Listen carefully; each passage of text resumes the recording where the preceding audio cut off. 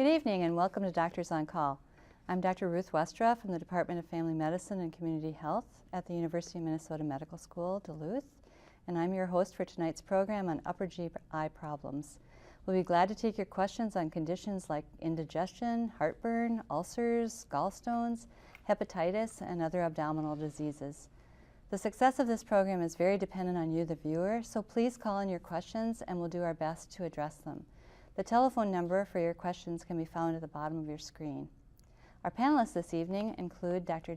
Johan Bakken, a gastroenterologist with Essentia Health Duluth, Dr. Aga Bednarz, a gastroenterologist with St. Luke's Gastroenterology Associates, Duluth, and Dr. Paul Sanford, an internal medicine specialist with St. Luke's Internal Medicine Associates in Duluth. Our medical students answering the phones tonight are Sarah Frisch of Wheaton, Minnesota, Molly Newstead from Hawley, Minnesota, and Holly Ryan from Anchorage, Alaska. And now on to tonight's program on upper GI problems. I think we'll start with a symptom question, Dr. Bakken. And are there any symptoms that we shouldn't ignore regarding upper GI issues for patients? Thank you for the question, Dr. Westra. Thanks for having me as a guest. Yeah. We certainly see a lot of different complaints and symptoms in the GI clinic, and there are really a handful that we think should never be ignored and should be brought to medical attention fairly quickly. So one of those is odynophagia, or painful swallowing, or dysphagia, difficulty swallowing, and that can arise from a number of different conditions ranging from benign, fairly treatable, to more complicated and dangerous conditions such as cancer. So difficulty swallowing should never be ignored. Likewise, a change in appetite, for example, early satiety, meaning that you're not able to eat what you used to, or you feel that you're getting full quicker than normal, that's a symptom, and which you should talk to your doctor about, especially if that goes with unintentional weight loss, for example. A lot of people think it's great to lose a few pounds, but if you're doing that and you're not really trying to do it, that's a danger sign. Excellent. So, Dr. Bednarz, if I had, or one of our patients had difficulty swallowing and they came in to see us, what would we do? We would do a procedure called upper endoscopy, or EGD, esophagogastroduodenoscopy. That's why we shorten it to EGD. It's a mouthful. During which time a patient goes to sleep, so they don't remember anything, and we basically go down with a scope with a camera at the end of it, check things out, check the esophagus, and figure out why people are having trouble swallowing. A condition that we diagnose a lot these days is eosinophilic esophagitis, which is kind of like an allergy of the esophagus. Oftentimes the esophagus will look completely normal during the procedure, or will have rings or furrows along the side, and will kind of be very slothy when we touch it with the scope, and we biopsy for that. And oftentimes that is due to allergy to food, most commonly peanuts, milk, those kinds of allergies. So we still stretch the esophagus to help the patient swallow better. But based on those biopsies, we often will send them for food allergy testing, and sometimes we will put them on an inhaler that has a steroid in it to kind of coat the esophagus and heal the condition. But the basic premise is look for any cancer, like Dr. Bakken here said, any warning signs that are very worrisome. Schatzki's ring is another condition that will cause trouble swallowing, and that's basically a little fibrous ring at the very bottom of the esophagus that will cause people trouble swallowing. We stretch that out as well. So procedure is very easy and nothing to worry about, but very important to do. So sort of like a stricture, yeah, kind of dilating a little bit. Absolutely. Mm-hmm. Get it all. It's like, sword swallowers. Sword swallowers? Yeah. Oh, yeah, that's good. Get it all. Well, Dr. Sanford, a caller from Grand Rapids, asking about lifestyle behaviors, and what lifestyle behaviors increase the chance of esophageal cancer? Well, the same ones that cause, other cancers and heart disease. It's tobacco and alcohol are probably the worst players. And if it weren't for tobacco, I'd be selling Buicks. It's just tobacco kills so many people with not only stomach cancer, esophageal cancer, but head and neck cancer, the tongue, the lips. And then alcohol to excess also is just a horrible thing. Can cause, all of those malignancies. So just listen to what Grandma used to tell you. No alcohol, no tobacco, you'll do fine. Absolutely. Healthy lifestyle. Yeah. Dr. Bach and a caller from Duluth asking about hiatal hernias, and what does a hiatal hernia have to do with heartburn? So a hiatal hernia is when the stomach migrates a little bit upwards into the thoracic cavity above the diaphragm, and basically creates or sets the stage for acid reflux. A host of other problems can arise, including GI bleeding from something called Cameron's erosions, which happens when the stomach moves through this area in the diaphragm, and erosive changes happen that can bleed. And we know that hiatal hernia is more common in obese patients, and with weight loss, for example, symptoms that are associated with hiatal hernia can be mitigated or improved. Oh, Dr. Sanford, how about what is Barrett's esophagus? That's from Duluth. Yeah, Barrett's esophagus is when you have irritation of the skin of the food pipe that causes the type of cell to change. Normally that should be, the typical esophagus cell should be different from a typical stomach cell, the lining. And when you have a lot of reflux, you can get the inappropriate stomach lining, and if you get metaplasia, that can turn into cancer.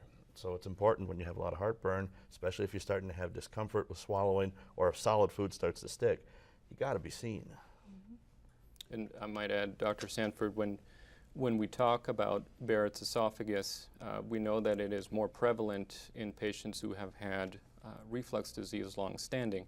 So if you take a random cohort of patients who have had reflux for a year, for example, we know the prevalence of Barrett's esophagus in that population is around 4%, but that jumps to over 20% if that reflux has been there for more than 10 years. So if you've had long-standing reflux disease, talk to your doctor about getting an endoscopy at least once to make sure that you don't have this condition, because it would be important to follow that long-term. Absolutely.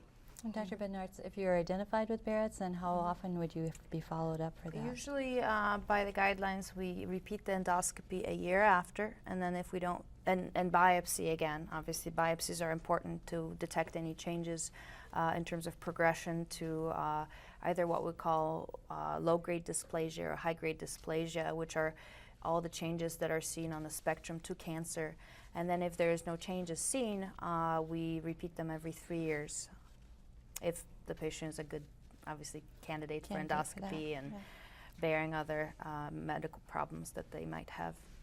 Well, let me ask you another question, Dr. Bednarz, about someone has had a post-cholecystectomy, their gallbladder removed. Switching gears. Yes, we're switching gears. All right. Do I have a chance of gallstones after I've had my gallbladder removed? Absolutely. People can still form gallstones in their bile duct, the little duct that still secretes the bile from the liver.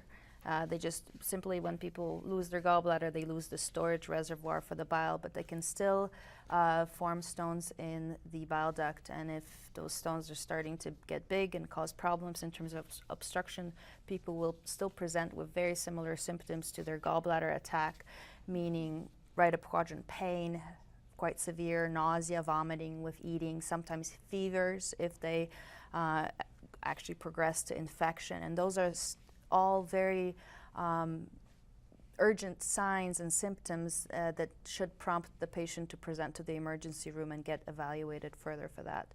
Because again, a stone stuck in the duct will not only hurt quite a lot, but if it leads to cholangitis and infection, it can actually be a life-threatening condition. So, yes. Yes. Okay. Well, Dr. Sanford, talk to us a little bit about ulcers. There's H. pylori. What is H. pylori? Oh, H. pylori is relationship to ulcers. Yeah, it's a wonderful little bacteria that's shaped like a corkscrew, and it burrows into the wall of the stomach, and it disrupts the protective mucus layer of the stomach. And probably most ulcers are caused by this bacteria. And Dr. Bachen's father is an infectious disease doctor, and he says that all medicine is infectious disease. And he's right, of course. But what happens then is that when you have unprotected flesh in the stomach, it's being bathed by hydrochloric acid, which is like battery acid, and it'll just burrow a hole in the meat of the stomach, and people can have life-threatening bleeds. If you get the gastroepiploic artery bleeding, it can be life-threatening. So treat it.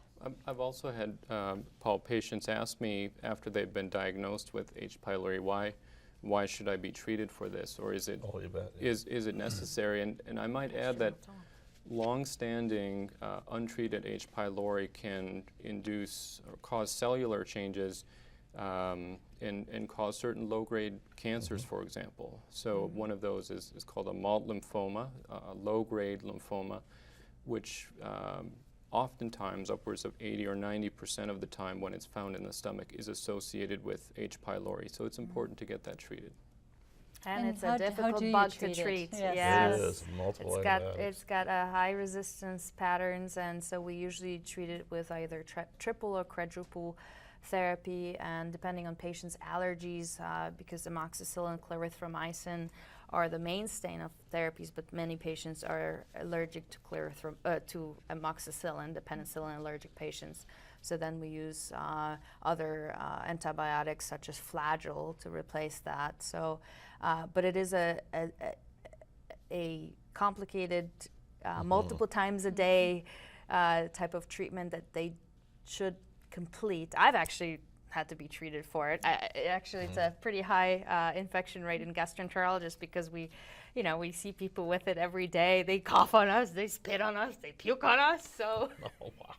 and I want your literally job. had to have my nurses page me when I was due for my dose, because 4 times a day is a very difficult thing to remember. But at the same time, with iPhones and the ability to set your alarms for 4 times a day, the compliance should hopefully improve. And it's very important. And I usually actually double check that the patient has eradicated the bug by doing a stool test about 6 to 8 weeks after treatment to make sure that they've gotten rid of it. Good. That was So- what I was going to ask. How Yeah. do you know that it's gone once Right. you've treated It's it? a stool Because- test, yeah. Well, Dr. Sanford, this one might be a little harder. If you're chewing food and it gets caught in your Yep, throat, okay. what do you do? How do you get it to go down? Well- A lot of people say they take bread or drink a glass of milk. Yeah. Or, No, if you're eating that hunk of steak right at the Super Bowl and it gets stuck here and you can't get it up, you can't get it down, go to the emergency room. Last thing you want to do is shove a whole bunch of stuff on top of it and then Right. aspirate it into your lungs. It's You a don't long wanna- night for us. Oh, it's horrible. And if you perforate the food pipe by just shoving lots of stuff in there, wasn't it Admiral Boerhaave, a famous Dutch Boerhaave's, yeah. captain, that can be fatal. So just come on down and watch the rest of the Super Bowl in the emergency room and get the endoscopy done and get that piece of steak out of there. absolutely. When in doubt, get it out. Right? That's right. So, Dr. Bach and a caller asking about bowel perforation after some of our procedures, like stomach perforations. Right. Have to do an ERCP or those type of things. Sure. So perforation is a known risk of doing any type of endoscopy, whether it's a colonoscopy or an upper endoscopy, an EGD, as Dr. Bednarz was talking about, or an ERCP or an endoscopic ultrasound. Now, fortunately, that's a very rare complication. It does not happen often, and when it does happen, it's usually picked up promptly because we see it happen. Smaller types of perforations may be amenable to closing endoscopically with metal clips, but larger perforations, especially ones involving the abdominal cavity, the peritoneum, may need to be closed by a surgeon. So that is always an inherent risk of doing an endoscopy, but fortunately it's a very low risk. Less than 2%. I mean, it's very minimal. So, Dr. Bednarz, a caller from Duluth asking about stomach ulcers and multiple stomach ulcers not seeming to resolve. Or is there something else we would do? A lot of times multiple stomach ulcers are seen in a setting where a patient takes aspirin plus other medications such as ibuprofen or Excedrin, what we call NSAIDs, so anything that is a non-steroidal, or if patients are prednisone. And again, most of the time, if people discontinue those medications and remain on the antacid medications such as Prilosec or Nexium, they will resolve. If they don't, oftentimes we look for other conditions such as Zollinger-Ellison syndrome, which is a tumor in the stomach called gastronoma that actually causes an increased acid secretion. Those are quite rare, and again, it's one of those things where we look for it by checking the gastrin, but rarely find it. Most of the time, it is the medications, and if people are good about stopping them and taking their antacids, they will resolve. Excellent. So Dr. Sanford, I've had this question 2 times, so if you don't know it, we'll share it here. Oh boy. It's because it's about virgin pine nut oil for esophagitis. Probably isn't going to hurt anything. I don't think it'll do anything for Yeah. the esophagitis, but as long as it's not vodka, it's fine. I have a follow-up call about whiskey and brandy for the upset stomach too, but have you heard about, because I have it a couple times here and I don't. It'll sure No. make your stomach upset. Well, when I was a kid in Poland, that's what my grandma she used to give us plum vodka for upset stomachs. It worked. But I don't Probably know, not it a might good have just been idea. that 'cause we got drunk. I don't know. I think the downside is that it's typically not covered by insurance. So. Yeah, I would think so Would that too. be great if vodka was covered by insurance? Huh? But so most of the time, what kind of medications are we using for esophagitis? Are we using any? Antacids. Antacids. Antacids, things called H2 blockers like Zantac, or proton pump inhibitors like Prilosec. They're all wonderful. Good old-fashioned calcium carbonate, Tums, Malox, Mylanta. They're all nice for putting out that fire of heartburn. One question I often get in the clinic when patients are taking drugs like Nexium or Prilosec, these are drugs called proton pump inhibitors, is when they should take it. And we know that from pharmacodynamic studies that the optimal time to take it is about half an hour to 45 minutes after eating. Excuse me, Before before Yeah. eating. Empty tummy. Because we want that medication in the bloodstream when the food hits the stomach, because that's the trigger that turns on the acid pumps and causes acid to be dumped into the stomach. And the medication only acts on the pumps when they're active. So important to take that medication Absolutely. before you eat. A lot of people, for whatever reason, actually get the prescription prescribed at bedtime, and that's just like, to me, throwing money down the Right. toilet. So I always educate the patients that you take it, get up in the morning, brush your teeth, or take it, then brush your teeth, get ready, make your breakfast, and that's a perfect time to take it. Usually that's about half an hour. So. Is there any diet, Dr. Sanford, that would improve, reflux, heartburn, ulcers, lump them all together? Oh, it's always good to eat a healthy diet rich in dark fruits and vegetables. You got to have your cheeseburger every once in a while. But the main thing is just avoiding tobacco, alcohol. Sometimes chocolate and caffeine can loosen the tone of the valve at the bottom of the food pipe and give you more reflux. But just stick with the basic good foods. How about medications? We're still got a lot of questions on reflux here. Dr. Bakken, sleep medications, any difference with acid reflux?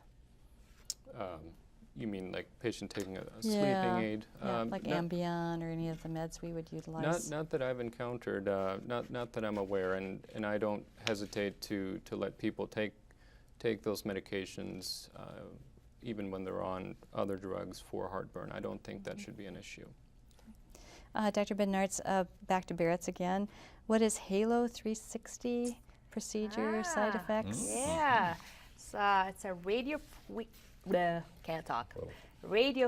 frequency ablation device, where basically it's a balloon that has these rings of wire that can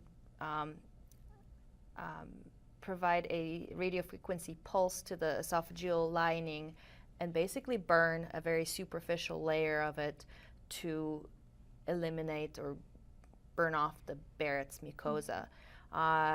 We both hospitals, I think, do it. You guys do it as well. We do it, and it's got quite good data for it. There are some side effects, for example, development of strictures. So we usually do it, especially if somebody has a very long segment of the Barrett's esophagus. We treat it, but often do it in sort of segments so that the risk of stricture formation is lower. People have to remain on their antacids, but it's a very effective way to treat advanced Barrett's esophagus. So, very helpful. Dr. Sanford, a caller from Duluth asking, with neurological disorders like multiple sclerosis, kind of that sense of difficulty swallowing, is there anything that you can do to help that? Oh, I suppose, people have problems with what are called the bulbar structures, the muscles and nerves that coordinate the motion of chewing, the tongue, the swallowing, and that cascade of muscle contraction down the food pipe to bring food into your stomach. The main thing, I assume, is just being cautious. Small bites, alternating a solid with a liquid. I don't know if you folks have any recommendations. Motility disorders are quite frequent in those neurologic disorders, and again, working with speech and swallow pathologists to develop sort of retraining ways of good habits when swallowing. Sometimes we will put them on medications that will relax the esophageal sphincter, like baclofen, for example. But it's a tough problem for a lot of people with those disorders.